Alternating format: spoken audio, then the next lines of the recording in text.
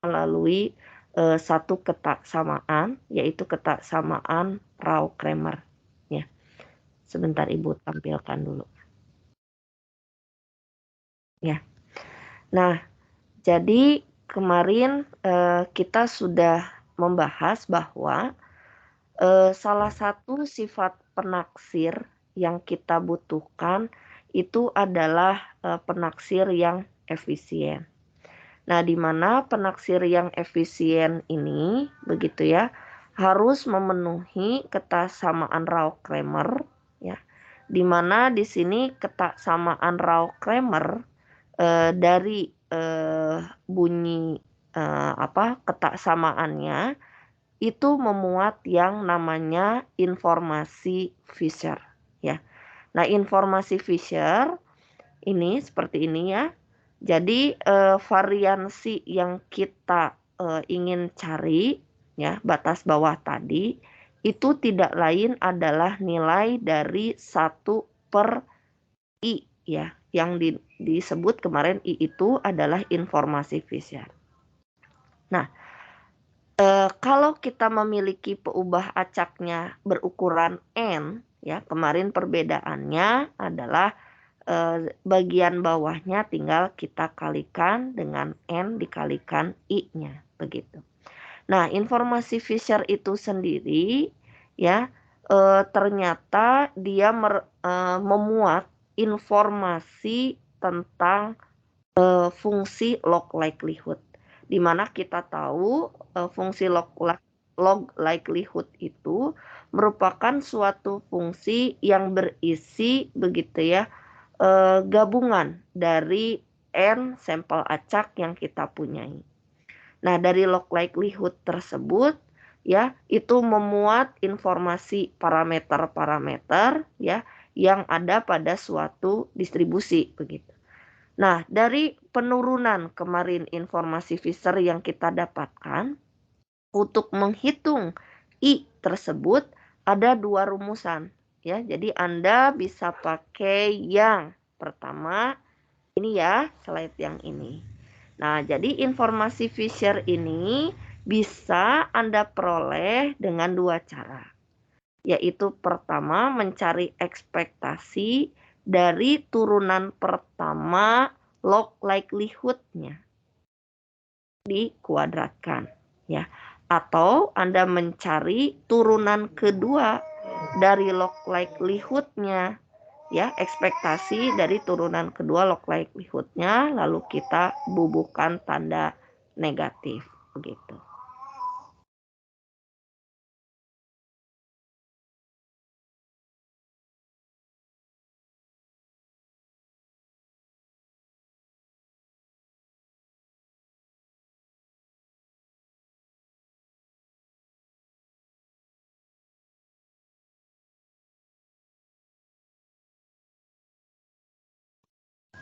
Nah, sehingga dari dua rumus ini nanti terserah Anda gitu ya, mau pakai yang mana gitu. Jadi salah satu dari dua rumus ini bisa Anda pakai. Jadi apakah Anda mencari turunan pertama lalu Anda kuadratkan, atau di sini Anda menurunkan dua kali ya dari fungsi log likelihood-nya. Tentu saja kalau di atas sebelumnya sudah kita buktikan dia sama begitu ya. Jadi artinya tidak masalah. Jadi kalau kembali nanti Anda melihat fungsi kepadatan peluang di sini fx-nya itu cukup sulit Anda turunkan ya, berarti Anda cukup hanya turunan pertamanya saja ya. Nah, informasi I inilah nanti yang akan langkah selanjutnya kita substitusikan sehingga kita bisa memperoleh batas bawah Rao-Kremer ya, yang merupakan batas untuk memperoleh taksiran yang paling efisien. Nah, sesudah kita bisa menentukan batas bawah tadi ya, Rao-Kremer, nah tentu saja kita kembali bahwa penaksir ya, penaksir dari suatu distribusi dari parameter itu bisa banyak begitu ya, tidak tunggal. Nah, sehingga kita bisa mencari efisiensi.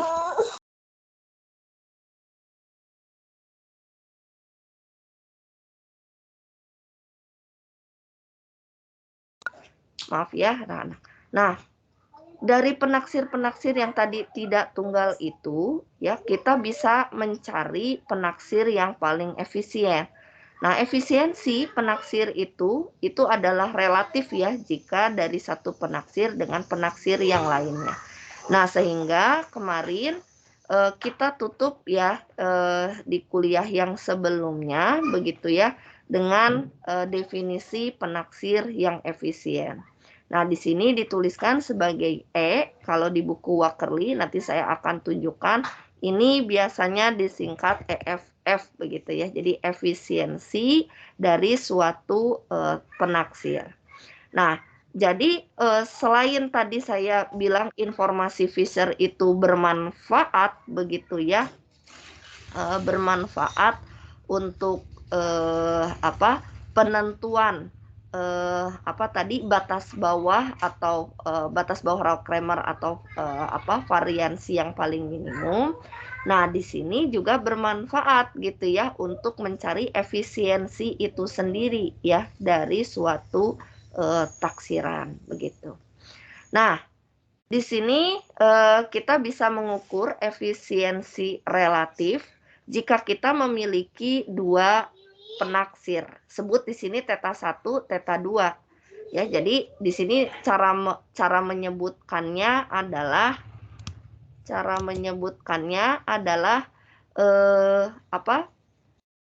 efisiensi dari θ1 relatif terhadap θ2.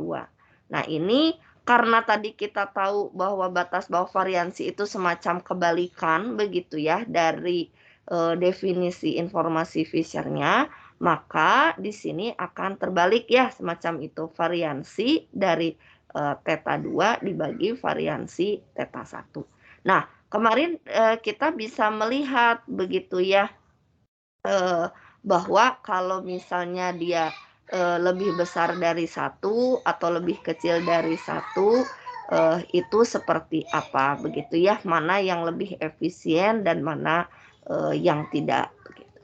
Nah, di sini saya ingin menunjukkan anak-anak ya dari buku Wakerly sebagai tambahan ya. Nah, di sini di buku Wakerly itu terdapat di bab 9 ya. Nah, di mana di sini di bab 9 ini berisi semua properties berkaitan dengan taksiran titik ya. Jadi semua sifat yang berkaitan penaksir yang kita peroleh, baik nanti penaksir kita itu kemarin kalau di latihan di hari Senin itu maksimum likelihood begitu. Nah, bisa saja kan nanti dengan penaksir bias atau dengan penaksir momen gitu ya, kita bisa mendapat taksiran titik kita. Nah, lalu di sini dibahas. Jadi kalau dilihat dari bab 9 supaya Anda lebih jelas ya, bahwa sifat-sifat dari taksiran titik ini itu ada beberapa macam. Jadi pertama berkaitan dengan efisiensi, kedua berkaitan dengan konsistensi, ketiga berkaitan dengan sufisiensi yang artinya ini kecukupan begitu ya. Nah, kemudian yang 95 Anda perhatikan, nah ini yang berkaitan dengan MVUI, menambah yang varian penaksir tak bias dan kemudian variansinya minimum. Nah, jadi keempat sifat itulah yang selalu menempel pada taksiran titik begitu. Nah, di sini di buku Wakerly disebutkan ini ya, ini dari definisi yang sudah saya catat juga di slide sebelumnya, bahwa ini ya, dia menuliskan sebagai efisiensi θ1 relatif terhadap θ2 itu adalah variansi θ2 dibagi variansi θ1. Nah, jadi di sini diberikan contoh ya. Nah, di sini kita jadi harus mencari jika diketahui nanti θ1-nya apa, theta 2-nya apa, begitu ya. Itu kita bisa mencari variansi dari masing-masing penaksir tersebut. Jadi seperti halnya di sini ya, itu ada pemisalan begitu ya. Nah, ini kita langsung ke hitungannya misalkan ya. Nah, di sini terdapat bahwa efisiensi theta 1, theta 2 ya. Nah, variansi kedua nanti misalnya diperoleh seperti dari sampel ataupun dari percobaan begitu ya. Ini sigma kuadrat per M. Nah, variansi yang theta 1 itu adalah 1,25 kuadrat dikalikan sigma kuadrat per M.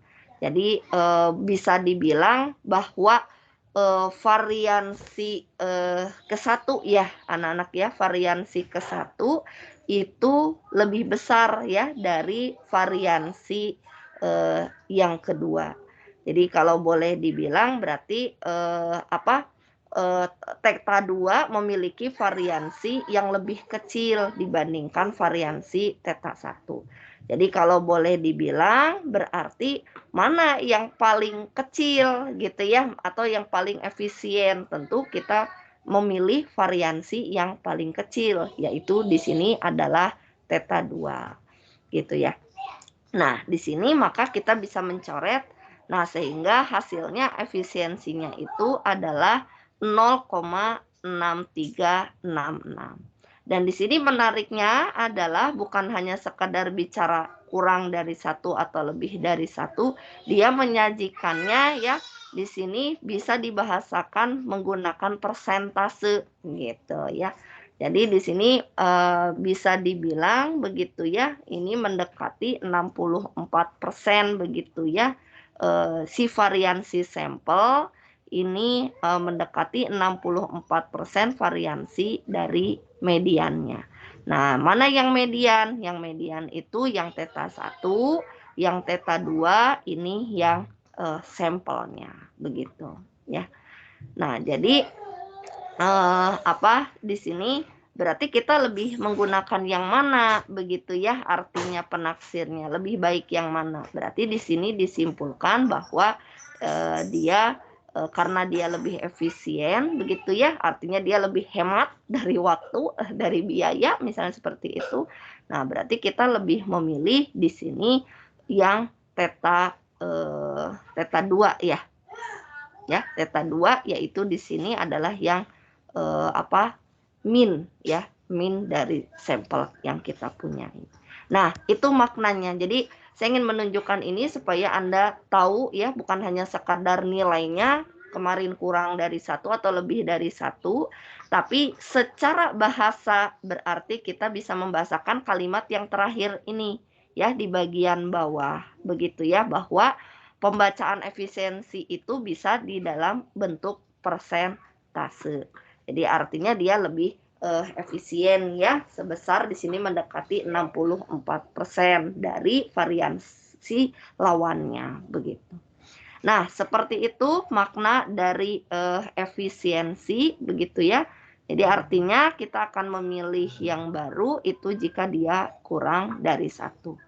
Nah, ini ada salah satu contoh ya, barangkali supaya Anda terbayang karena saya tidak mencantumkannya di dalam slide ya.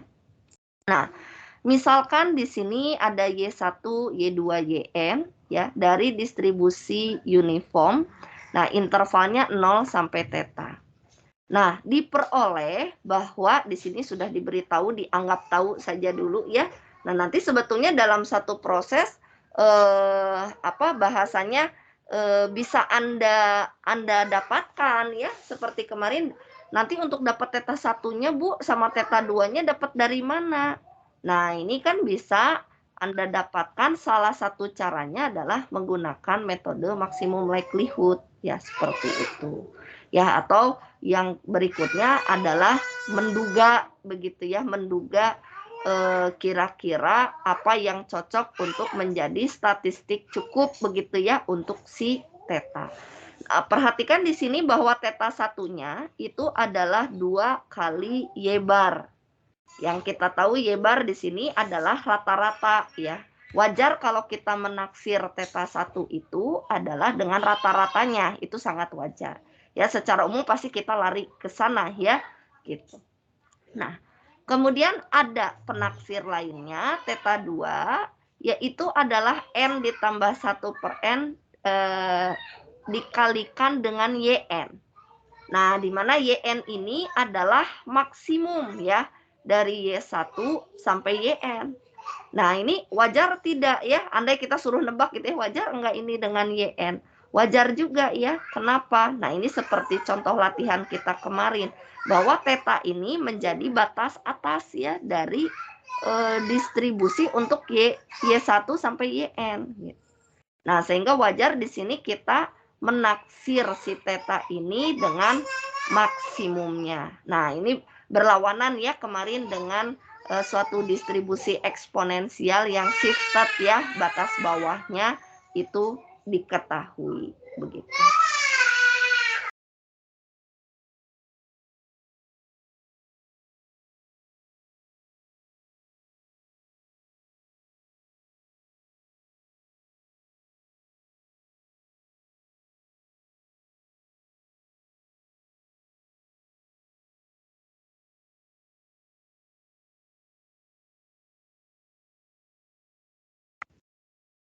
Nah, sekarang kita perhatikan di sini ya, di solusinya bahwa YI ini memiliki berdistribusi uniform ya, intervalnya sudah tertentu, yang artinya kita bisa mencari ekspektasi dan terutama di sini variansinya ya, anak-anak. Nah, ekspektasinya itu tinggal B kurangi A, jadi θ kurangi 0 itu θ dibagi 2. Nah, variansinya itu B min A ya, dikuadratkan dibagi 12. Nah, itu sudah harus hafal begitu ya kita ya, bentuk si variansi dari YI-nya. Nah, maka di sini kalau kita perhatikan ya, kita juga di sini bisa mencari masing-masing dari penaksir tersebut baik ekspektasi dan variansinya ya, untuk θ1 dan juga untuk θ2. Nah, untuk θ1 ekspektasinya kita tinggal ganti begitu ya, ekspektasi dari θ1 ini adalah 2Y bar ya, 2-nya bisa keluar jadi ekspektasi dari Y bar. Nah, Y bar ini tidak lain itu adalah mu, yang tidak lain juga ekspektasi dari YI tadi ya, yang ada kita. Ya, yaitu di sini adalah θ bagi 2. Nah, sehingga kalau kita lihat di sini sama dengan θ, maka si θ1 ini penaksir yang tak bias begitu ya. Nah, yang berikutnya adalah variansinya ya. Nah, variansinya dengan cara sama begitu ya, sampai kita menemukan bentuk variansi dari YI-nya. Nah, tentu saja di sini Anda harus mengingat begitu ya, hubungan antara YI itu sendiri dengan Y barnya begitu ya. Jadi ini istilahnya kita langsung tinggal pakai sebetulnya ya, bahwa variansi Y bar itu adalah variansi YI dibagi dengan N-nya. Nah, diperoleh di sini variansinya adalah θ2 per 3N begitu. Nah, untuk menentukan di sini ekspektasi dan variansi dari θ2 ya, di sini kita butuh latihan di sebelumnya ya, barangkali sudah dikerjakan di bab 6, yaitu tentang fungsi dari peubah acak begitu ya, yaitu tidak lain kalau fungsi dari peubah acak kan berarti kita mencari ekspektasi atau variansinya atau momen-momennya begitu ya. Nah, itu di bab 6 yang ada. Nah, maka di sini fungsi kepadatan peluang dari YN, karena kan kita mau cari ekspektasinya gitu ya, jadi harus tahu fungsi kepadatan peluangnya. Nah, ini sekali lagi ya, ini sangat mirip dengan latihan-latihan sebelumnya juga ya, bahwa kalau selanjutnya biasanya nanti fungsi kepadatan peluang ini akan kita buktikan bahwa dia dari keluarga distribusi lengkap juga begitu ya. Nah, maka di sini G dari ya, GN di sini dia menuliskannya ya untuk menunjukkan bahwa dia merupakan distribusi marginal gitu ya untuk si YN ini. Nah, ini adalah N dikalikan F besar dipangkatkan N-1 dikalikan F kecilnya. Nah, maka dia akan menjadi bentuk seperti ini ya. Artinya untuk mendapatkan F besarnya ya Anda perlu tadi ya mengintegralkan bentuk fungsi kepadatan peluang dari si Y-nya gitu. Itu satu, yaitu 1 per theta ini ya. Nah, ini dipangkatkan N-1. Nah, maka ekspektasinya itu adalah YN dikalikan fungsi GYN ini, begitu ya. Ya, seperti itu. Nah, di sini Y-nya begitu ya. Betul ya anak-anak ya. Di sini YN ya dikalikan dengan fungsi yang ada ya. Yang di sini ini ada yang saling mencoret enggak anak-anak ya. Nah, ini nanti Anda cek, ini kan pangkat N-1 dikalikan theta menjadi theta pangkat N. N-nya keluar berarti di dalamnya hanya tinggal betul ya, hanya tinggal Y sama Y pangkat N-1 ya, jadi tinggal Y pangkat N. Integralnya dari 0 sampai tak terhingga ya. Nah, nanti ini hasilnya adalah N per N tambah 1 ya. Y-nya N tambah 1 dimasukkan tetanya ya. Ini menjadi tinggal tetanya. Nah, kalau kita lihat apakah ini bias atau tidak gitu ya. Bias. Nah, bias enggak anak-anak? Halo? Bias, Bu. Bias ya. Nah, sehingga Bias. yang tak biasnya apa dong gitu ya. Nah, di sini kita perlu membalikan begitu ya. Di sini berarti yang biasnya adalah ekspektasi dari fungsi dari YN, yaitu di sini N tambah 1 per N. Ya, nah ini baru di sini dinyatakan dia penaksir yang tak bias begitu. Nah, maka di sini kita bisa mencari, untuk mencari variansinya ya. Kita butuh ekspektasi dari YN dikuadratkan dengan proses yang sama. Ini nanti Anda coba kerjakan. Nah, ini seperti ini bentuknya. Nah, maka variansinya kita kembali ke rumus dasar kita, yaitu ekspektasi Y kuadrat ya, dikurangi ekspektasi Y dikuadratin ya. Nah, ini bentuknya akan seperti ini. Jadi kalau dilihat ya lumayan ya, anak-anak ini cukup panjang. Nah, sehingga variansi dari theta 2 ya, ini theta 2-nya kita substitusikan, kita ganti seperti ini. Nah, ini dapat variansi dari YN-nya ya. Maka ini kita ganti ya, lalu kita kalikan dengan ini. Ya, nah nanti hasilnya adalah bentuknya seperti ini. Nah, maka bentuk sederhananya menjadi theta kuadrat per N kali N tambah 2 begitu. Nah, bagaimana mengukurnya? Nah, ini mau efisien mana terhadap mana begitu ya. Jadi kalau dilihat di sini efisiensi theta 1 relatif theta 2 berarti var 2 ya dibagi var 1. Ya, diperoleh di sini 3 per N tambah 2. Gitu ya. Jadi di sini nilainya kalau kita evaluasi begitu ya, untuk N yang lebih dari 1, jadi kalau dia andai 1 aja, nah ini tetap 1 ya. Jadi kalau N-nya lebih dari 1 gitu ya, nah maka nilai efisiensi ini akan kurang dari 1 gitu. Jadi syarat bahwa N-nya lebih dari 1 ini menjadi satu pengisi gitu ya buat di sini. Jadi kalau N-nya lebih dari 1, maka dia akan kita mendapatkannya nilainya pecahan ya.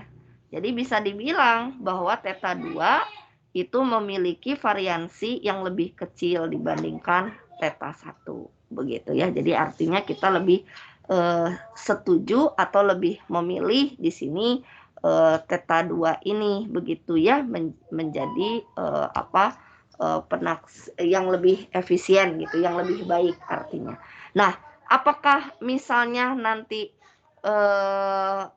Anda penasaran apakah theta jelas misalnya theta 1 sama theta 2 sebut tadi lebih menang theta 2 begitu. Nah, apakah theta 2 ini variansi yang diperoleh dari theta 2 ini merupakan batas bawah Rao-Kramer? Nah, itu biasanya selanjutnya gitu ya. Jadi artinya kita mencurigai apakah theta 2 ini betul-betul ya memiliki variansi yang minimum, yang artinya tidak lain Anda bisa mencari batas bawah Rao-Kramer, yang artinya Anda harus mencari informasi Fisher-nya. Nah, itu artinya langkah selanjutnya ya. Kalau di sini kan hanya membuktikan mana yang lebih efisien dan seterusnya secara pemaknaan.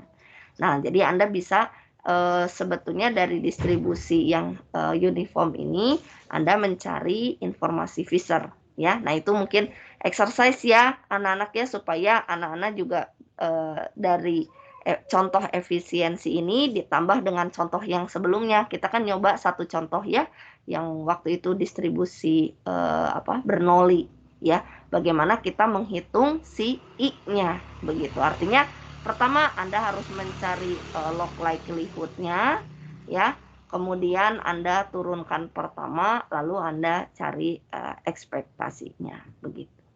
Nah, seperti itu ya tambahan dari Ibu berkaitan dengan relatif efisien ini ya. Nah, kalau Anda nanti mau latihan lebih banyak lagi, nah di sini ada ya banyak contoh-contoh soal ingin membandingkan misalnya penaksir-penaksirnya gitu ya. Nah, baik di sini nih misal contoh 92. Nah, 91 juga sebetulnya sudah diberitahu ya anak-anak di sini ya. Tuh mu 1-nya ditaksir oleh apa, mu 2-nya ditaksir oleh apa, mu 3-nya pun ditaksir oleh apa gitu ya. Nah, di sini seperti biasa tunjukkan bahwa ketiga estimasi itu tak bias. Jadi biasakan anak-anak ya. Jadi biasanya variansi itu memang menempel ya, efisiensi itu menempel pada ketakbiasan. Jadi utamanya memang paling nomor satu biasanya adalah bicara tak bias dulu. Baru sesudah itu mengikuti sifat si variansinya. Kenapa? Ya urutan ya. Artinya yang ini bicara pusatnya bagaimana, ya baru kita bicara variansinya. Kenapa Bu nggak bicara variansi dulu baru pusatnya? Ya salah. Bisa aja kita nembak ke tempat yang lain, tapi kita nembaknya selalu salah gitu ya anak-anak. Kalau kita manah itu kita bisa manah di tempat yang lain, tapi memang kita selalunya jatuhnya di situ. Nah itu variansinya kecil, tapi boro-boro tepat ya anak-anak. Jadi nomor satu memang selalu ketepatannya dulu. Makanya di sini selalu pasti di nomor bagian A-nya tunjukkan ketakbiasan dari penaksirnya. Nah, jadi di sini, nah ini 92 ini menurut Ibu bisa ya kalian coba begitu ya. Nah, untuk sebagai latihan, jadi seperti tadi terampil ya mencari ekspektasi dari masing-masingnya. Ya, dan kemudian yang kedua adalah variansinya. Begitu. Kalau di sini kan dilihat dia tidak bicara ya anak-anak, dia tidak bicara distribusi. Suatu distribusi, pokoknya minnya mu gitu ya, dan variansinya itu sigma kuadrat. Dia nggak bilang dari normal ya sebetulnya. Jadi umum aja. Nah, berbeda dengan 91. Kalau 91 jelas di sini dia berdistribusi eksponensial. Nah, baru bagian B-nya, nah ini find ya the efisiensi mu 3 relatif terhadap mu 1 dan mu 2 dan mu 1. Nah, kalau kayak begini, ini kan respectively ya. Jadi artinya Anda bandinginnya masing-masing. Itu cari F dari mu 3, mu 2, lalu mencari efisiensi mu 3 terhadap mu 1. Nah, nanti mana gitu ya bandingan di sana yang lebih kecil dan sebagainya. Nah, lalu Anda apa yang bisa Anda simpulkan dari besar efisiensi relatif yang Anda peroleh. Gitu ya. Nah, jadi ini bisa nih Anda coba begitu ya 91 92 ini sebagai nanti latihan tambahan ya untuk di bagian satu informasi Fisher ya. Nanti saya buatkan ya barangkali anak-anak nih untuk PR nanti kalian kerjakan. Jadi selain informasi Fisher-nya tadi kalian bisa mencari efisiensi dari satu penaksir dengan distribusi yang lainnya begitu. Nah, itu barangkali ya tambahan dari Ibu berkaitan dengan relatif efisiensi ini. Apakah ada yang mau bertanya? Ibu persilakan. Nanya, Bu. Ya, silakan. Tadi yang barusan banget, yang contoh tadi, yang N lebih besar 1 itu, yang tadi. Yang di atas, Oh iya, iya Bu. yang ini, Heeh.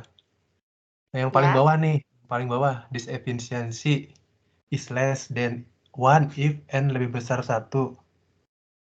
Mm-mm. Itu kenapa ya Bu? Pelan-pelan coba Bu. Kan 3 Ya, per N plus 2. ya, ini 3 per N tambah Oh, 2 ya.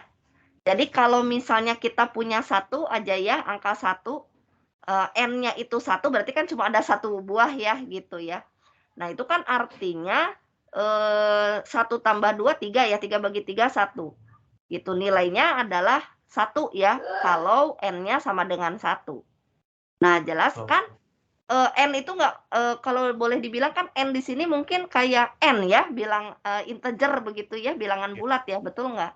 Betul Bu. Ya, jadi pasti kita pasti menyebutkannya ya lebih dari 1. Soalnya paling minimal aja udah 1. Nah, kalau 1 dia sama aja gitu ya antara theta 1 dengan theta 2 gitu. Kalau kita masukin coba ke persamaannya ya. Kalau N-nya 1 gimana sih? Sebetulnya ngaruhnya cuma ke 2. yang ini ya, theta 2 2Y. ya. Kalau dia 1 aja ya jadi dia sama dengan langsung Y maksimumnya gitu ya. Gitu. Kalau di sini dia rata-ratanya gitu ya. Masih beda sih gitu ya, andai dia tetap 1 biji gitu.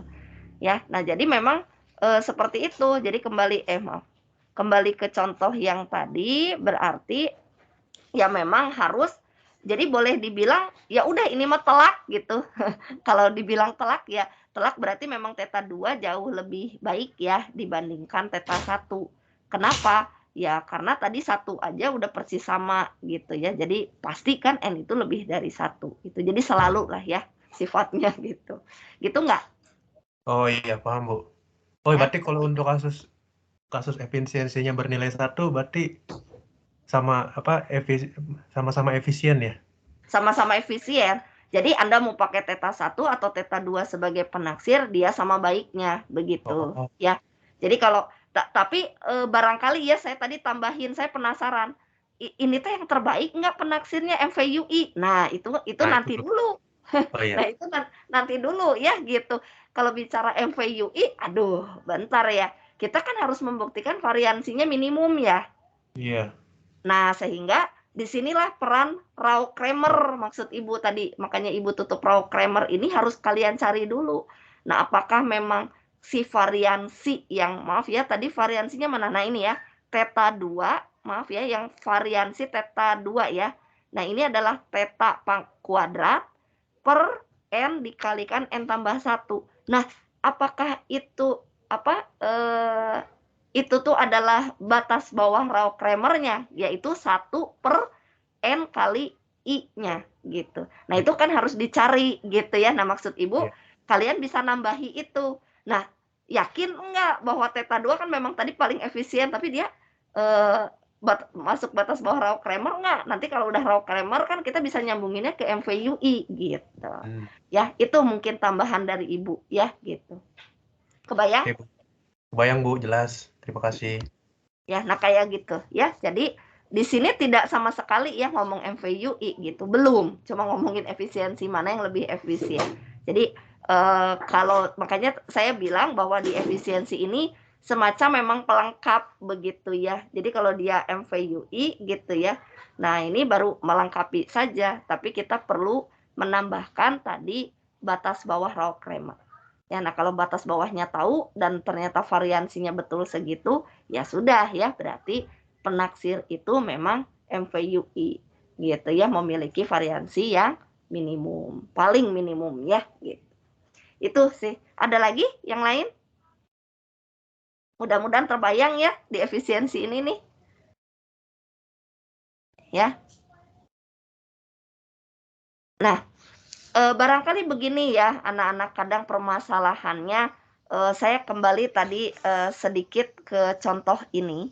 Nah, untuk mendapatkan theta 1 dan theta 2 begitu ya anak-anak, ini pengalaman saya ya. Jadi waktu itu saya mau menaksir aplikasi saya di semivariogram ya, di model variansi juga tapi untuk lokasi gitu. Nah, waktu itu saya ingat di disertasi saya gitu ya, saya tuh nembak theta itu 5 macam, 5 macam ya. Jadi saya punya theta 1 topi sampai theta 5 topi. Jadi 5 macam tuh apa saja? Jadi saya mengkandidatkan ya waktu itu untuk taksiran saya itu adalah nilai minimum, nilai maksimum, nilai kuartil 1, kuartil 2, kuartil 3. Ya, nah tapi saya nggak pakai rata-rata waktu itu. Ya, jadi andai barangkali ya kalau saya mau menerapkan StatMat ini gitu dalam konsep saya gitu di semivariogram, nah saya bisa menerapkan satu lagi gitu taksirannya theta 6 yaitu rata-ratanya. Gitu. Jadi Bu sah-sah aja itu Ibu menduga seperti itu, sah-sah saja. Ya. Jadi saya menduga mungkin theta saya jatuh di minimum saya gitu ya, di maksimum datanya, atau tadi di kuartil-kuartilnya karena Anda sudah belajar di ANDAT. Nah, ini nyambung lagi ke ANDAT yang dasar ya, bahwa statistik Q1 rata-rata, median itu merupakan statistik ukuran gitu ya, tempat data itu berpusat. Jadi data itu bisa berpusat di kuartil 1, ya bisa berpusat di kuartil ya pada umumnya kuartil tengah ya dan rata-ratanya. Nah, jadi dalam hal ini jika memang Anda tidak diketahui penaksirnya seperti di soal ini kan dikasih tahu theta 1, theta 2. Nah, Anda tidak semacam apa ya menebaknya nggak kayak di hutan rimba lah gitu ya.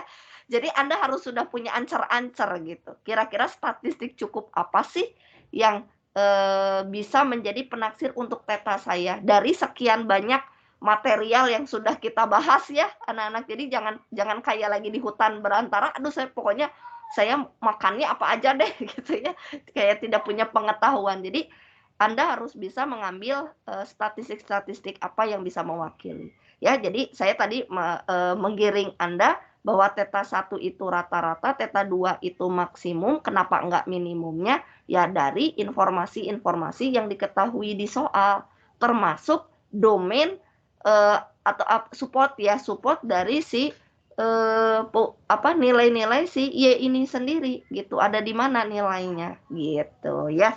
Nah, seperti itu ya. Nah, ini kan udah soal gampang ini karena udah diketahui. Kalau enggak, waduh, gawat nih saya mau mendebaknya apa. Jadi kandidatnya bisa banyak ya anak-anak. Nah, nanti mana yang variansinya minimum, nah baru berjalan prosedur ini. Tapi intinya makhluknya cuma 2 ya anak-anak, mencari ekspektasi dan mencari variansi, itu aja. Lalu Anda banding-bandingin kan kalau dulu di Anda tuh kami ya cuma bercerita gini, cari ya yang efisien, yang kayak gimana Bu, yang variansinya lebih kecil dibanding yang lain. Nah, itu tuh kayak gimana? Nah, di sini di StatMat lebih kami perjelas ya, Anda bisa mencari variansi dari masing-masing. Nah, semakin aneh bentuk statistiknya, seperti di sini kan ada statistik terurut, ya wayahnya ya, kalau orang Sunda bilang wayahnya tuh jadi ya kepaksa deh gitu. Anda pun harus mencari fungsi peluang dari statistik terurut, kan nggak mudah. Kalau rata-rata mah kan kayak udah di luar kepala ya anak-anak, rata-ratanya pasti rata-ratanya juga. Variansinya biasanya dibagi N gitu ya. Tapi kalau untuk statistik terurut kan aduh gitu ya, Anda harus menguraikan seperti G di sini. Nah, itu yang nggak mudah. Bu, kalau kuartil ke-1 sama, kuartil ke-1, kuartil kedua, kuartil ketiga itu adalah statistik terurut. Ya, karena untuk dapetin kuartil Anda urutin dulu gitu ya. Nah, itu juga berarti aduh PR besar, kita harus mencari ini. Makanya kan sering orang menghindari, tapi kan ternyata dihindari juga ternyata dia jauh lebih baik ya anak-anak gitu. Maksudnya penaksirnya ternyata kita peroleh, aduh dia lebih minimum, Bu dibandingkan dengan rata-ratanya karena memang tetanya di ujung ya. Ini anak di ujung nggak di tengah. Nah, kalau di tengah saya curiga kan pasti Y-bar lebih baik begitu. Jadi kan tergantung ya perhitungan ini semua tergantung dari bentuk distribusi. Kemudian yang kedua adalah ya support tadi dari nilai YI-nya begitu. Ya, itu aja tambahan dari Ibu. Silakan ada yang mau memberikan komen? Satu komen, Bu. Ya. Berarti sebenarnya kan intinya tuh yuk, pertama kali tuh harus cari estimator yang tak bias. Tapi estimatornya dipilihnya tuh sebenarnya misalnya kalau theta 1 ini nih, misalnya milihnya tuh Y bar aja, nggak ada duanya. Nanti kan dapat cari ekspektasinya dapat theta per 2 ya, terus disesuaikan biar jadi theta gitu kan ya. Iya, betul.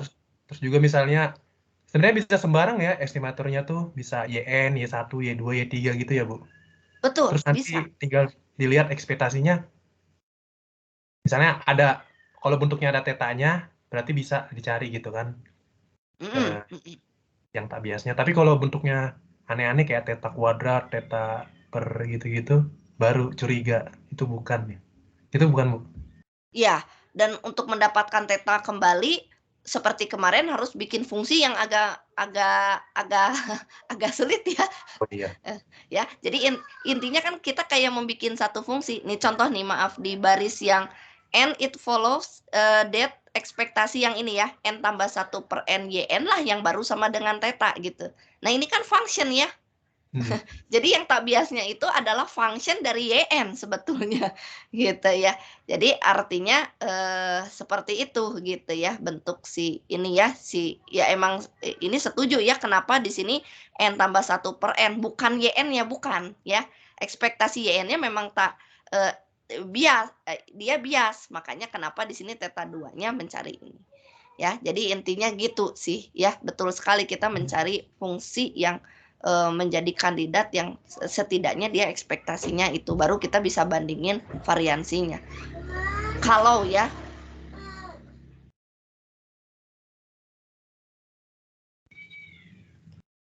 nah tambahan dari saya, kalau misalnya satu penaksir itu bias, nah jadi gimana dong? Gimana kira-kira kalau dia bias?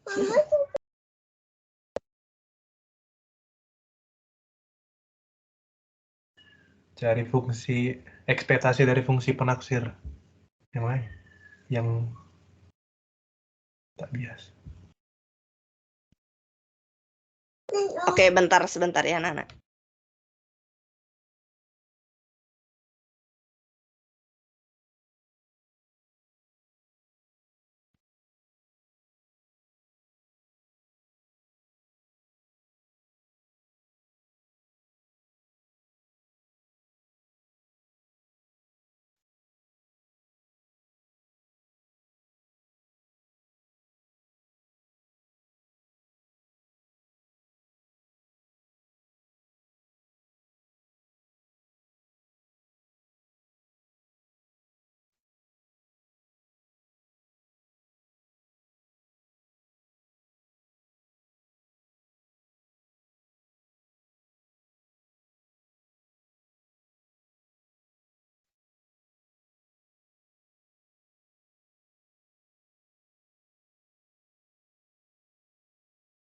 Maaf, kembali ke laptop ya. Misalnya nih anak-anak ya, theta 1 gitu ya. Nah, theta 1 ini sebentar.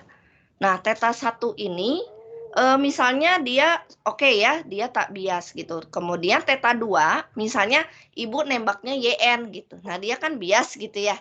Nah, menurut pendapat kalian, gimana nih? Kenapa, Bu? Kenapa? Kalau bias ya?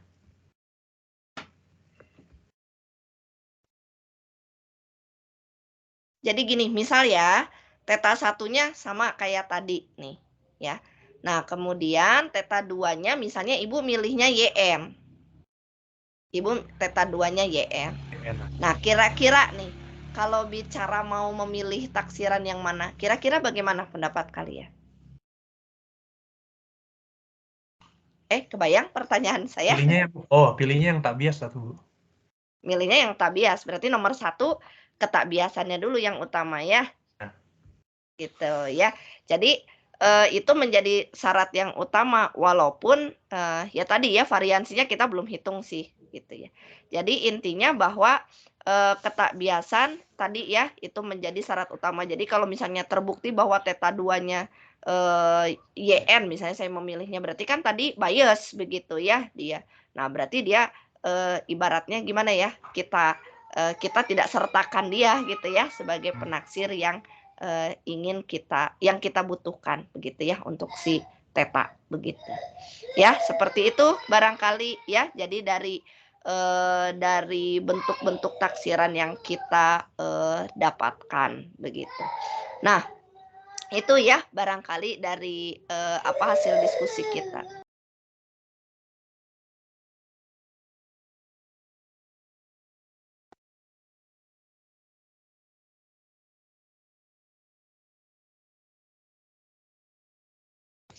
Ada pertanyaan lagi selain Okta barangkali? Ada yang mau menambahkan?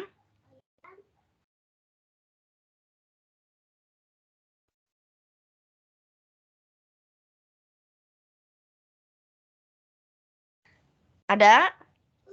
Siapa yang mau ini? Cornelius kali mau memberikan pendapat? Raffi? Dari saya cukup, Bu. Cukup. Raffi barangkali Dari mau saya memberikan juga pendapat? cukup, Bu. Oke, Andika? Bu mau konfirmasi lagi tadi. Berarti silakan. Saya Andika, Bu. Halo, Bu? Gimana Andika? Oke. Udah kedengaran. Jadi, maaf, suaranya terdengar nggak? Kedengar Andika? Jadi ini tuh sebenarnya untuk pilihan tetanya tuh sebenarnya ada banyak banget ya kayak kemungkinannya estimator yang tak bias itu gitu. Bisa tak bias, bisa bias, bisa tak bias. Gitu Andika. Nah, itu ada banyak, misalnya dari suatu distribusi itu bisa banyak yang estimator tak biasnya itu. Betul, bisa. Oh. Tapi variansinya nanti yang berbeda-beda Andika. Oh. Seperti tadi contohnya theta 1 sama theta 2, dua-duanya tak bias ya Andika ya. Tapi variansinya nanti kita bandingkan. Gitu. Nah, bandingin yang seberapa, misalnya yang satu variansinya lebih rendah dari yang lain itu pakai yang ini, yang efisiensi ini ya, konsep ini. Betul, pakai yang efisiensi, yang satu relatif terhadap yang lain. Gitu. Jadi memang berdua ya Andika, berpasangan ngebandinginnya, nggak bisa tigaan sekaligus gitu ya Andika ya. Jadi kalau nanti Andika seperti di contoh tadi berapa itu 92 gitu ya. Nah, itu kan Andika punya 3 parameter punya 3 taksiran ya. Andika mu 1, mu 2, mu 3. Nah, Andika harus berpasangan kali Andika ya. Gitu. Misalnya mu 3 dulu dengan mu 1 gitu, gimana ya efisiensinya mana yang lebih efisien, mu 3 sama mu 2 gitu.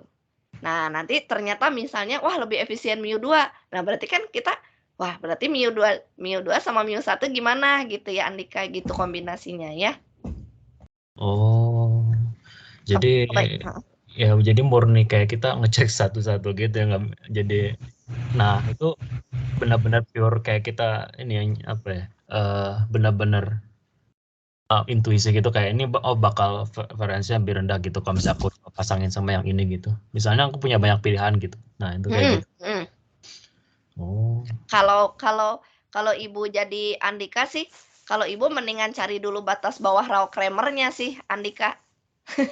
Oh. Jadi kayak kita punya patokan kan, oh yang minimumnya teh harus segitu gitu Andika. Kan misalnya kita kan punya 10 nih, mana yang lebih rendah ya? Aduh, ngomongin lebih rendah, kamu lebih pendek dari saya, kamu lebih pendek dari saya, yang paling pendek siapa?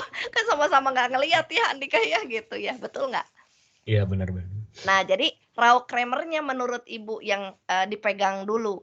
Nah andai gitu ya kita mau bisa mencari variansi dari masing-masing si theta itu. Nah siapa yang ya bahasanya kalau kita mau ngebandingin sekaligus nih ya Andika, tapi kan tetap variansinya dicari dulu semua ya Andika ya. Nah mana yang mepet ke Rao-Kramer? Nah udah itu gitu Andika. Oh gitu, iya. Ya. Betul nggak? Iya. Gitu nggak? Coba logikanya aja berpikir ya Anda punya banyak nih, kayak tadi ada yang 5, kayak ada yang berapa tadi 3 lah minimal. Nah dibanding maaf Andika cari kombinasi mu 3 terhadap mu 1, kenapa mu 3 Bu bukan mu 1, bener nggak Andika? Iya. Gitu ya, misalnya Andika bertanya gitu, bener juga sih kalau ngomongin kombinasi kan 3 dari berapa kan lumayan Andika. Ada kali 6 kali kita harus ngitung efisiensi, bener nggak Andika? Iya, Bu. Ya. Nah, jadi yang lebih telak ya hitung variansinya, tapi kan variansinya bentuknya fungsi ya, Andika barangkali gitu ya. Nah, salah satunya mungkin ya tadi kita cari batas bawah Rao-Kramer gitu ya, berapa gitu ya. Apakah nanti bentuknya suatu fungsi lagi gitu ya, atau bentuknya bilangan. Nah, itu kan yang harus exercise ya. Andika kan kalau bilangan mah enaknya ngebandingin 2, 10, 20 kan enak ya. Andika kalau bentuknya fungsi gimana ngebandinginnya, bener nggak Andika? Iya, iya. Oh, kan kayak tadi bentuknya fungsi semua ya, variansinya setuju nggak? Iya, Bu. Ya, terus kita bandingin gitu, mana yang lebih efisien sama enggak. Terus kita harus ngelihat nilai N-nya tadi. Kayak yang tadi Okta tanyain, Bu, kenapa N-nya lebih dari 1? Ya logikanya aja N itu apa gitu. Nah, itu kan berarti harus semacam kita substitusikan juga kan N-nya ya. Kita masukin, oh berarti dia nilainya selalu kurang, oh berarti yang ini lebih efisien. Nah, seperti itu Andika. Ya, itu sih. Terjawab nggak Andika? Oke, terjawab, Bu. Terima kasih. Ya, oke. Ya itu tambahan dari Andika ya. Betul sekali ya. Kalau kita punya banyak gimana gitu. Nah, itu kan harus ya kita punya ini juga ya. Nah, itu salah satu pengecekannya ya tadi berpasangan. Itu tuh Ibu kayak ingat ANOVA anak-anak. ANOVA itu kan kalau membuktikan bahwa ANOVA itu kalau nggak sama berarti kan beda gitu ya, misalnya perlakuannya. Nah, yang bedanya yang mana? Kan ANOVA nggak bisa jawab. Nah, supaya bisa menjawab itu biasanya pakai yang pair berpasangan. Ya maksudnya berdua-berdua gitu, berarti uji T. Nah, Ibu ingat dulu di Andat gitu ya kalau ngajar. Kan nggak bisa jawab saya, mana yang beda nggak tahu saya kalau dari 10 perlakuan, mana yang beda, aduh nggak tahu saya gitu ya, harus berdua-berdua gitu ya. Itu mungkin ya. Oke ya. Ada yang lain? Bagas barangkali Bagas. Belum ada sih Bu dari saya. Oke, belum. Siapa lagi nih? Di sini mah banyak ya anak-anak ya. Zahra barangkali Zahra, Aulia dan Aulia.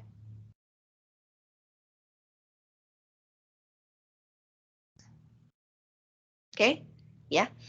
Oke, kalau tidak ada lagi, nah itu tadi tambahan dari Ibu berkaitan dengan efisiensi dan juga contoh dari salah satu latihannya begitu ya. Nah, mungkin nanti Ibu akan pilihkan gitu ya soal-soal ya, terutama kaitan dengan yang tadi ya, ada informasi Fisher ya, kemudian juga menggabungkan dengan ada efisiensi ya, supaya kalian bisa mencoba begitu ya untuk latihan. Nah, barangkali Ibu akan masuk sedikit ke pengantar anak-anak ya, sebetulnya bab berikutnya gitu. Jadi Ibu harapkan mungkin MVUI ini ya kita sudahi dulu begitu ya anak-anak, walaupun ya kemarin dari latihan kan sebetulnya baru satu dua jalan gitu ya, artinya belum beragam sih ya anak-anak gitu ya. Mudah-mudahan nanti di tutorial itu bisa ditambahkan begitu ya, lebih beragam lagi untuk bagaimana Anda mencari penaksir yang MVUI lah, atau Anda menambahkan sifat kelengkapan untuk mendapatkan UMVUI-nya. Nah, di sini ya di bab yang baru ini ya, itu sebetulnya menyisakan kita tentang uji hipotesis begitu ya anak-anak. Nah, di mana di uji hipotesis ini gitu ya, ini disebut uji hipotesis yang optimal begitu ya.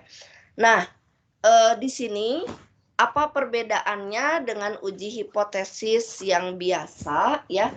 Karena di sini nanti kita akan memanfaatkan bentuk rasio likelihood. Yang tidak lain, likelihood ini ya fungsi likelihood yang kita pernah bahas ya. Nah, bentar saya perbesar dulu ya. Nah, di uji hipotesis ini kembali saya ingatkan, tidak ada yang cukup berbeda secara signifikan, bahwa uji hipotesis yang dimaksudkan di sini tetap merupakan inferensi statistik ya. intinya adalah menguji suatu pernyataan, ya. Sehingga memang kalau saya ingatkan kembali, bicara tentang pernyataan, biasanya kita punya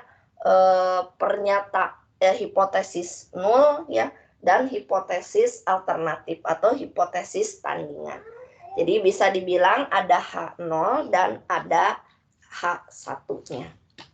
Nah, tentu saja di sini hipotesisnya itu berisi pengujian yang berkaitan dengan parameter-parameternya, ya.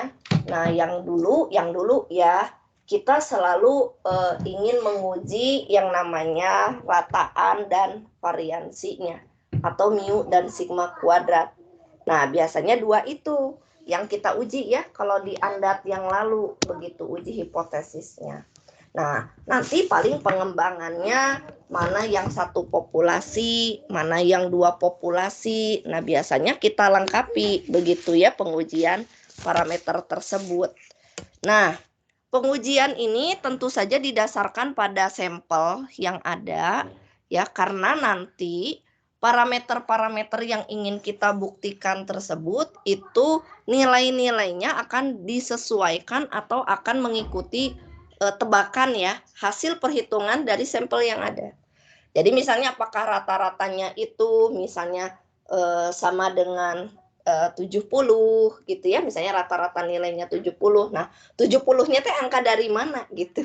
Nah, itu bukan angka dari turun dari langit gitu, ya. Jadi artinya angka tersebut berdasarkan sampel yang ada, ya, dari percobaan sebelumnya barangkali, dari tahun-tahun sebelumnya barangkali, ya. Jadi misalnya kayak sekarang, ya, kemarin sore, ya, kalau tidak salah kemarin sore Ibu baru dapat SK, ya, dari itu teh SK untuk Bandung atau untuk ITB, ya. Kalau nggak sama untuk ITB sih anak-anak, ya, nggak tahu udah nyampe ke kalian atau belum. Nah, itu ada SK yang menyatakan ketentuan baru dan juga PPKM. Jadi kelihatannya sudah menurun, ya, kondisi COVID di Indonesia lah gitu, ya, terutama di Kota Bandung, sehingga kemarin sekilas saya baca kuliah sudah diperbolehkan 100%, ya. Anak-anak ada yang sudah mendengar, anak-anak? Halo? Ada yang sudah? Oh, sudah? Ada dapat kalian SK-nya? Ada suratnya. Ada. Berarti kita ujian luring atau hibrid? Ada yang sudah menyatakan luring, anak-anak? Mata kuliahnya? Ada? Ada, Bu, itu satu. Apa? Aljabar linear, ya, kalau nggak salah. Oh, aljabar linear, udah. Itu luring, ya? Rencana, tapi nggak tahu deh. Nah, itu. Jadi ada yang, ini banyak mahasiswa bertanya sama Ibu, Ibu nanti mau luring mau enggak? Orang dosen juga masih rame ini. Jadi Ibu belum bisa menjawab, sorry, ya, gitu. Ibu belum bisa menjawab karena dosen juga ribut aja kerjanya. Kalau udah ada SK itu ribut. Jadi kalau misalnya kalian ada yang nanya di kelas sebelah juga ke Bu Ria atau ke Ibu juga kadang, aduh gimana ya, kayak kemarin udah luring, kita udah ngajuin. Taunya katanya, wah Bu, nggak memungkinkan, daring lagi gitu, ya. Jadi serba ini juga. Terus kalau dosen sih gini lucunya kemarin sore. Lah, ini kan mau lebaran. Lebaran itu kan pasti mudik. Nanti pasti gitu deh. Gitu deh apa Nana? Iya.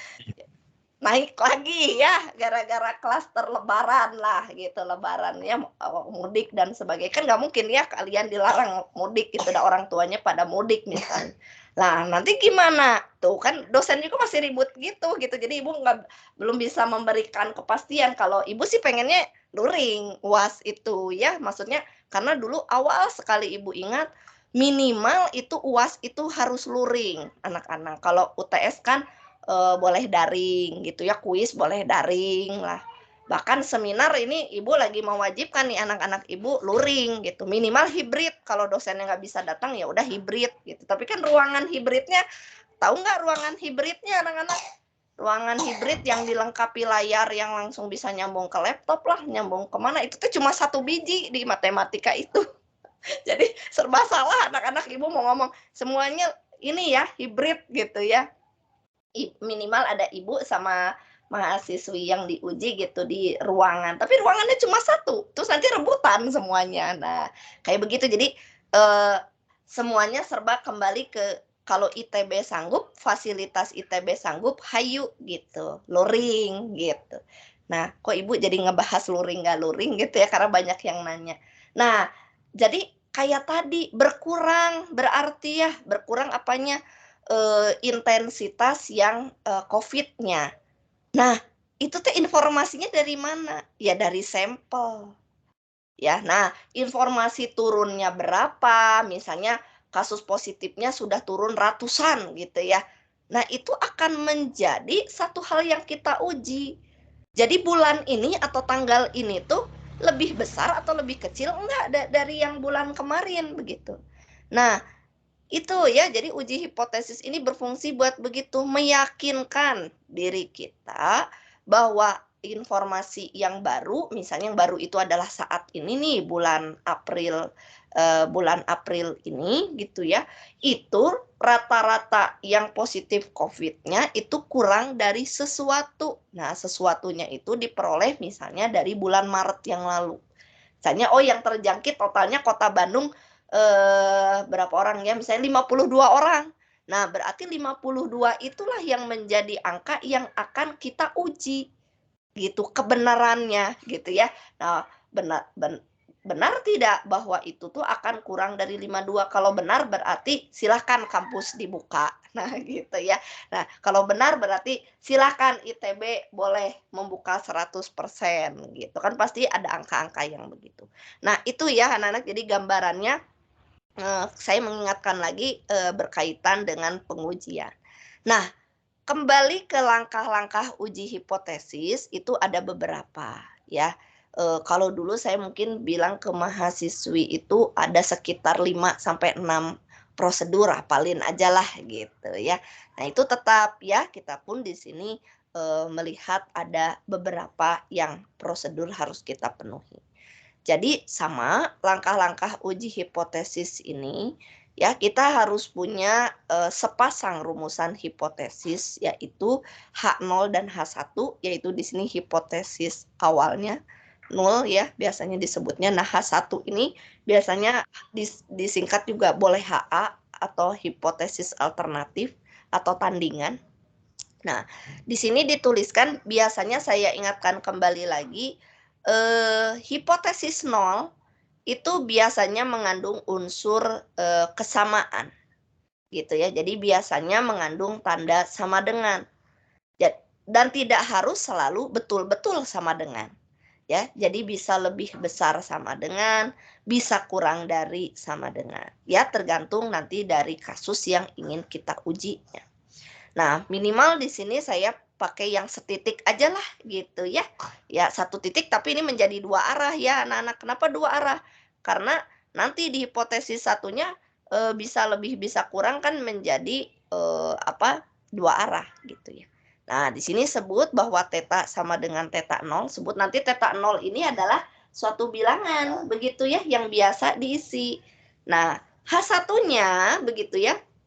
Nah, H1-nya itu kalau kita mengenalkan konsep bahwa hipotesis tandingan itu adalah betul-betul tandingan dari H0, nah maka bunyi H1-nya itu adalah theta tidak sama dengan theta 0. Nah, itu umum ya. Nah, tentu saja ya, biasanya kalau seorang peneliti kan pasti punya apa ya, anak-anak punya feeling lah ya gitu. Tidak hanya terpatok pada unsur-unsur yang umum.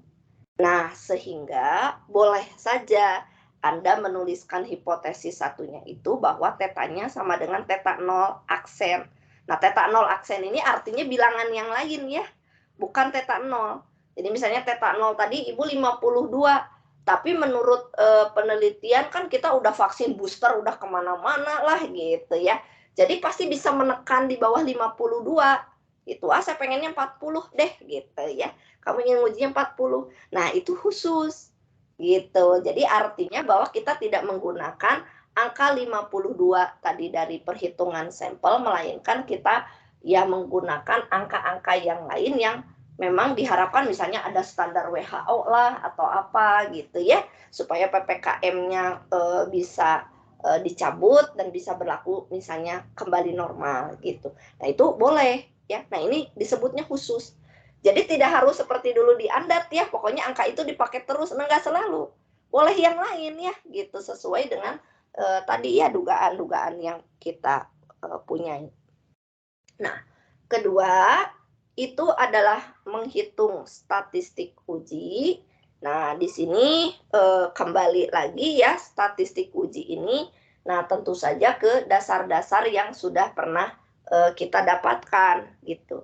Ya, di sini disesuaikan dengan statistik pivot ya, mengikuti distribusi tertentu.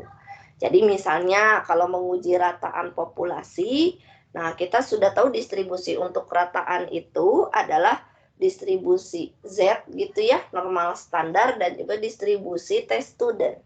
Ya, tentu saja di sini ada syarat-syaratnya. Seperti di sini sigma kuadrat diketahui dan sigma kuadrat tidak diketahui. Nah, statistik ujinya mana? Yaitu ZH itu dan TH. Ya, itu disingkat Z hitung dan T hitung. Yang masing-masing di sini perbedaannya rumusnya mirip, yang berbeda itu adalah di variansinya. Kalau di Z itu variansi sigmanya karena diketahui. Nah, kalau pada distribusi yang T gitu ya. Nah, ini karena sigma kuadratnya tidak diketahui, maka variansinya kita hitung dari sampel. Makanya di sini menjadi S ya. Nah, ini diingatkan lagi. Ini semuanya juga sudah ya. Nah, ketiga yaitu kita di sini menentukan titik dan daerah kritis ya. Nah, tentu saja titik kritis ini ya itu kita harus memiliki taraf signifikansi alfa ya. Nah, di mana alfa ini itu adalah di antara 0 dan 1. Begitu ya. Nah, apa alfa itu? Nah, alfa itu adalah Galat tipe 1, di mana Galat tipe 1 itu adalah peluang menolak H0 padahal H0 benar. Ya, nah ini alfa ya, di yang matriks. Kalau ini dibuatkan dalam matriks, nah ini matriks yang bagian kiri atas ya, yang alfa Galat tipe 1-nya ya. Nah, jadi informasi yang di bagian atas itu berkaitan dengan kondisi populasinya ya. Itu bisa nanti H0 benar dan H0 salah. Nah, dari sampel, kita kan punya sampel ya. Nah, ini yang sebelah kiri, paling kiri ini. Nah, kita punya sampel. Nah, dari sampel itu ingin kita buktikan ya, apakah H0 yang tadi populasi itu benar. Ya, benar artinya tidak ditolak atau ditolak ya. Nah, ini bahasanya ditolak dan tidak ditolak. Ya, Anda ingat-ingat sedikit ya, jadi tidak boleh pakai kata diterima. Kenapa? Karena tidak ada yang biasanya 100% diterima ya gitu. Pasti ada syarat-syarat lainnya lah, karena ada alfa tadi begitu ya Galatnya. Sehingga pembahasannya itu tidak ditolak dan ditolak. Jangan sampai diterima. Nah, ini saya ingat banget nih, kemarin-kemarin saya nguji pernah mahasiswa S3 gitu ya. Nah, S3-nya dia S1-nya bukan dari ITB sih. Ya, wajar aja ya. Terkadang bukan mengecilkan arti mahasiswa universitas lain ya, anak-anak, tapi terkadang diajarkannya juga kurang baik begitu ya. Entah pakai buku apa, padahal kalau di Walpol kan jelas ya, biasanya rejected or not rejected gitu ya. Jadi sering kali pas ketika dibahas lagi, aduh salah semua gitu ya, tidak sesuai dengan seperti anak-anak di ITB lah membahasakannya begitu ya. Nah, seperti itu. Nah, alfa dan beta ini ya, anak-anak, pada pembahasan kita di sesi yang uji hipotesis ini nanti cukup menarik ya dibahas gitu. Nah, kalau dulu kan kita hanya ngebahasnya alfa doang gitu ya. alfa itu adalah galat tipe 1 gitu ya. Nah, di sini nanti akan kita kenalkan ya yang namanya beta ya. Nah, nanti di mana beta ini nanti juga memiliki peranan penting ya. Nah, nanti disebut sebagai power atau kuasa gitu. Untuk selanjutnya ya saya berikan dulu istilahnya. Nah, di mana beta ini ya itu kebalikan dari alfa adalah galat tipe 2, yaitu tipe yang H0-nya itu tidak ditolak, dengan kata lain diterima ya, padahal H0 salah gitu ya. Jadi udah tahu salah, kita ngeyel gitu ya, tetap kita terima begitu. Kan itu salah juga ya tipe itu. Beda dengan alfa tadi ya, alfa juga ngeyel ya, udah tahu H0 benar tapi tetap aja saya mah pokoknya mah nggak mau gitu ya. Nah, itu kan tipe-tipe baik alfa dan beta itu makanya disebut galat itu karena anomali gitu ya. Udah tahu salah tapi tetap dibela, udah tahu benar tapi tetap aja saya mah nggak mau ikut gitu ya. Nah, seperti itu ya. Nah, ini ada tambahan begitu ya. Nah, dalam aplikasinya, nah ini alfa bisa dicontohkan sebagai resiko produsen ya. Jadi barangnya itu bisa dipakai tetapi ditolak begitu. Nah, betanya itu dicontohkan sebagai resiko konsumen. Nah, barangnya salah ya tapi tidak ditolak. Nah, itu dulu kita juga diskusi dosen, iya gitu ya kayak gitu. Karena saya pribadi ya anak-anak belum pernah saya bermain di beta. Ya, selalu saya mainnya di alfa. Nah, beta itu saya ingat sekali dulu dosen yang sudah pensiun juga tapi bukan profesor gitu ya beliau. Itu nah itu beliau banyak bekerja di PLN anak-anak. PLN ya. Jadi PLN itu gitu ya mengukur tegangan dan sebagainya ya. Nah, kemudian dia selalu memakai beta ini. Nah, waktu Bapak ya seorang Bapak dosen bapak-bapak, beliau presentasi di depan kami gitu ya di masa akhir pensiunnya gitu ya. Oh, baru tahu saya di situ, oh, beta teh kepake ya. Ternyata power itu gitu. Nah, tapi saya tidak mengejar lebih lanjut gitu ya sebetulnya makna lebih apa ya interpretasi dari beta itu. Menurut saya menarik begitu ya kajian tentang beta, dan ternyata memang di bagian StatMat ini beta ini khususnya power atau kuasa ini dibahas gitu ya, dibahas dan bisa menunjukkan sebagai kriteria penolakan atau penerimaan begitu ya. Nah, itu pengantar untuk betanya. Nah, langkah keempat apa? Nah, langkah keempat ini tentu saja kita harus ada kesimpulan matematis. Ya, ini terbatas dulu ya untuk ubah acak kontinu dulu ya. Artinya yang diskrit pun sama ya anak-anak ya, tapi di sini lebih memperjelas karena tadi ya kita pakainya distribusi yang kontinu terlebih dahulu. Nah, di kesimpulan matematis ini tentu saja harus ada kesimpulan secara pengujian dulu, bahwa H0 ditolak itu jika statistik ujinya jatuh di daerah kritis atau di daerah penolakan gitu ya. Jadi kalau di dalam contoh kembali tadi mu ya, kita menguji rataannya. Nah, H0 ditolak itu jika Zn-nya itu lebih dari Z1 minus alfa per 2. Jadi kalau dulu kan Ibu suka menyarankan kalian di Andat ya, bikin gunung. Nah, lalu gunungnya nanti kan ada sisi kiri, ada sisi kanan. Nah, kalau dia jatuh di kiri yang paling kiri dan jatuh di kanan yang paling kanan, nah maka dia jatuh di daerah penolakan, di mana batas yang kiri dan batas yang kanan itu adalah batas yang diperoleh dari tabel ya, atau boleh dibilang Z tabel. Nah, mana Z tabelnya? Ya ini ya, yang Z1 minus alfa per 2. Nah, itu yang nanti bisa kita bandingkan ya nilai ini dengan Z hitung dan T hitung yang kita mempunyai. Nah, ini kenapa dia pakai tanda mutlak, karena dia bersifat simetri ya. Jadi artinya kiri dan kanannya itu bernilai sama. Jadi tidak lain di sini daerah penolakan itu jika lebih itu artinya kalau dia kurang dari min Z-nya dan lebih dari plus Z-nya. Nah, tentu saja untuk mencapai kesimpulan yang barusan dibahas, kita butuh jelas di sini butuh tabel ya.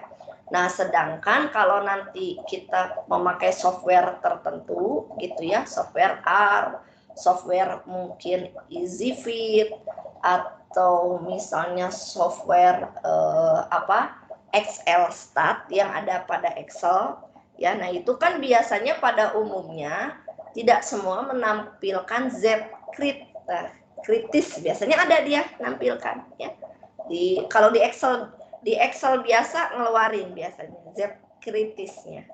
Nah, tapi di beberapa seperti R dan sebagainya yang dia program begitu ya.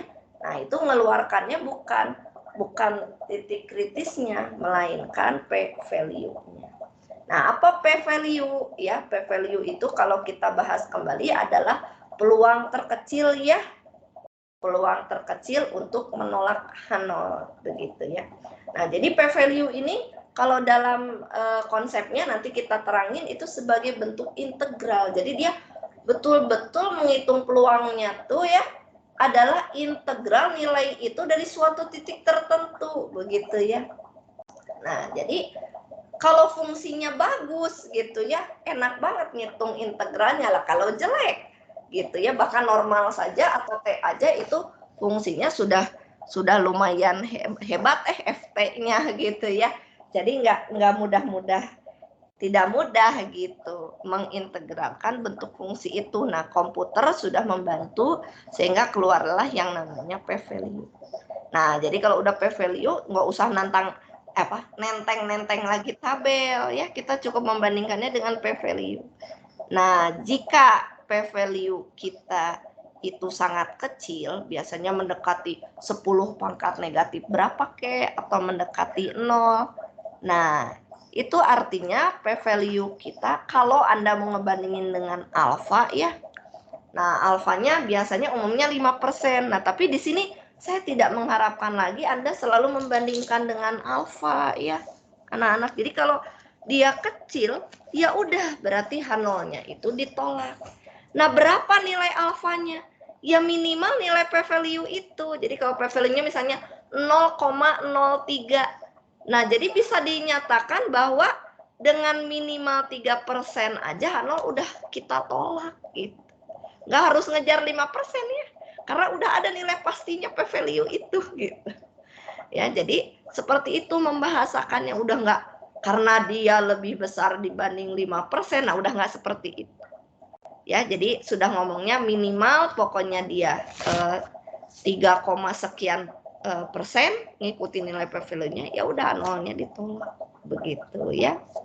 Nah, dengan ini nih konsep P value itu sebetulnya ini dia ngitung integral ya dari FT, di mana di sini dia harus lebih besar dibanding TH, berarti batas bawah integralnya TH yaitu titik tadi ya statistik hitungnya menuju tak terhingga gitu ya.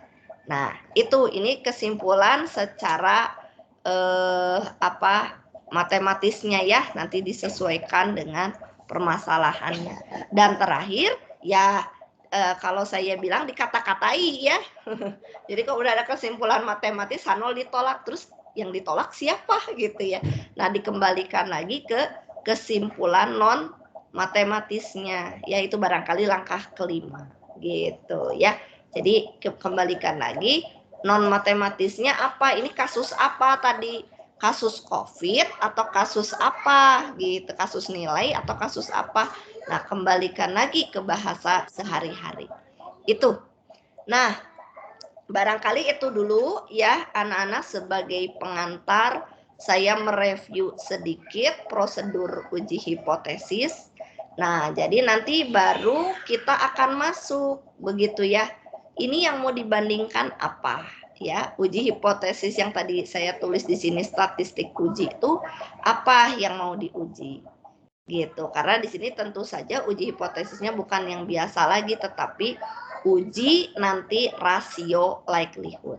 Nah, uji rasio likelihood ini Anda bisa melihat gitu ya di bab berapa di Hock and Craig dan juga bab berapa di Wakerly.